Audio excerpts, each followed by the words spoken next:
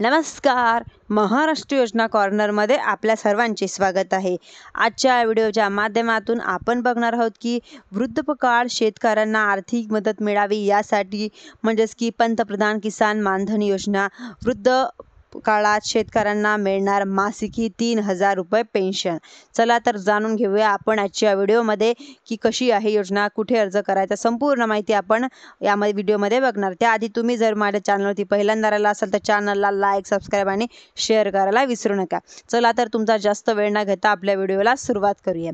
यामध्ये की 60 वर्षानंतर दरमहा 3,000 रुपये निवृत्ती वेतन यामध्ये मिळणार आहे. वर्षाला 3,600 म्हणजे 36,000 रुपये थेट बँक खात्यामध्ये जमा होणार आहे व औषधे व दैनंदिन खर्चासाठी आर्थिक आधार होणार आहे. जे ज्येष्ठ नागरिक आहेत त्यांना भरपूर सारा हा या ठिकाणी आधार होणार आहे. लवकरच नोंदणी केल्यास कमी प्रीमियम भरावा लागतो. म्हणजेच की शेतकऱ्याने भरलेल्या हप्त्या इतकीच रक्कम केंद्र सरकारलाही जमा करते.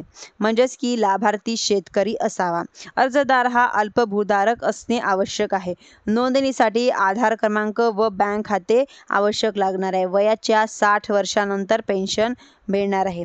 यामध्ये आधार कार्ड लागणार आहे, बँक पासबुक लागणार आहे, वयाचा दाखला, जन्माचा दाखला किंवा इतर मान्य दस्तावेजी लागणार आहे. पासपोर्ट आकाराचा फोटो, मोबाईल क्रमांक, ईमेल ID यामध्ये तुम्हाला लागणार आहे.